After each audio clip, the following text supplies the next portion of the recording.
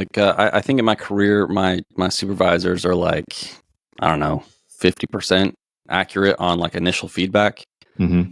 But I still remember my initial feedback. And I remember one time in particular when I was in weather where my new supervisor sat me down and like actually went through like, hey, these are your expectations for the year. So everything that I got from that supervisor for the next year, and then at the 6-month mark when I got my update, like, hey, you need to do X, Y, and Z if you want a certain rating on your whatever, if you want me to back you to go to airborne school and all this other stuff.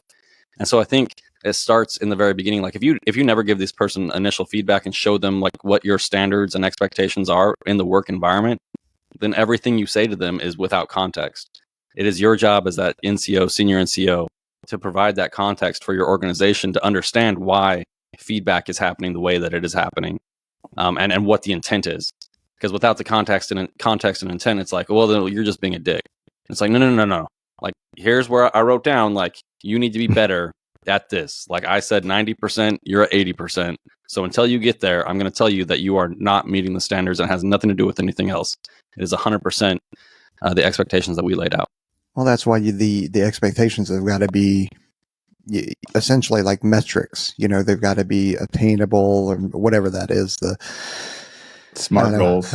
The SMART goals thing. You know, they've got to be obtainable. They got to be realistic. They've got to be timely. And then you can, that way the person can also measure themselves against it too. And it's not some surprise whenever you tell them like, hey, you actually haven't met these. You've been late on whatever. You showed up late to work X amount of times. Like, I mean, come on, man. You know, you got to do better. Be better. What's wrong with you? You got to go curry the goats. Who's going to curry the goats, my guy? Yeah. I will say the formalization of that feedback process, because you were supposed to do it all the time, right? Like for years and years and years, people were like, oh, did you get a feedback in this performance cycle? And you would just like, when you're filing their EPR, you'd be like, oh yeah, totally. And you would just like pencil whips some form. You'd be like, oh yeah, tight.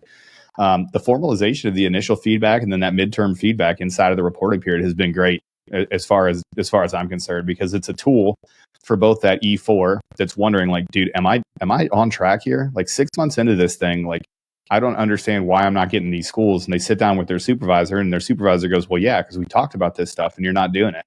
And now you're not on track for a good rating. I'm not going to push you up for forced distribution when this EPB comes out, because you haven't lived up to the expectations we set out. But it's good for both sides. It's good for those NCOs to get those reps to do a bunch of initial feedback and then learn how to make goals. It's a learning process for the NCO as well, you know, to understand what a SMART goal is, to understand, okay, well, what is achievable? What is realistic?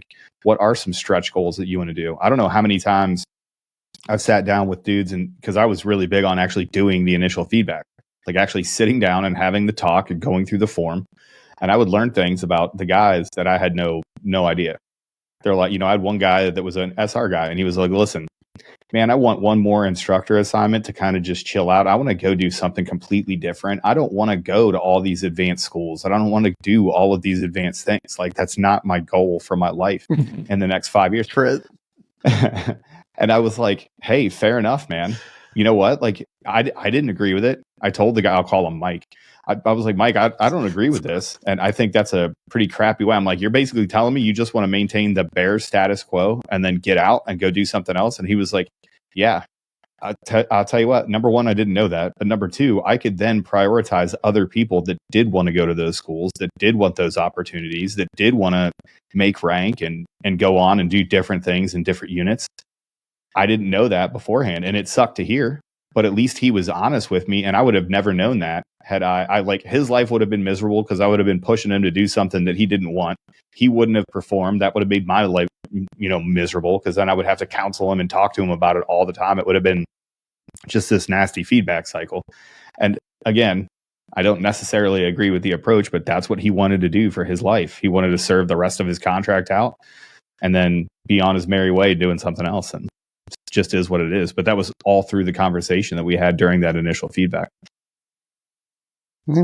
It's a formal way to get to know your people, just like you said. And like, you can put it on the calendar. Like, as soon as you get into that you know, supervisor position, like, I loved that. I loved being able to be like, hey, I'm going to take my guys, you know, down to the golf course, you know, for breakfast. like my 2 staff sergeants or whatever on this morning. And like no one can say anything about it. Like my master sergeant, like, it's like, hey, like I'm going to go do initial feedback. I got a few eyebrows raised up. Like, really?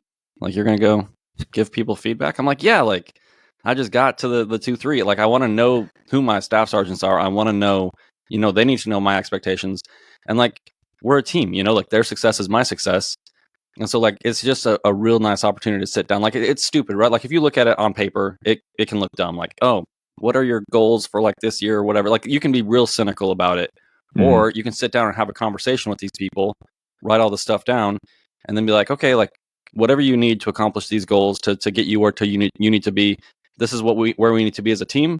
Like, and as long as all that stuff is symbiotic and we get along and like we're our little NCO core that's like pushing everything along, like it's just gonna make everything better. So, like you're never gonna have time for everything. But these are the types of things where I think these things get pushed off to the side sometimes because we have 800 emails coming into our inbox every single day. Like the boss wants us to be at that meeting. We need to go up to the group or the wing together because like you're the subject matter expert on X, Y, and Z. And I really need you to sit in here just in case I can't answer this question. It's like, hey, okay, but also my people are the most important thing. Like this is the culture and this is where the rubber is going to meet the road. And if this doesn't happen, the rest of it doesn't matter. And so like take advantage of the opportunities that you have. Yeah. Got him. I don't know where to go for there, Sorry, but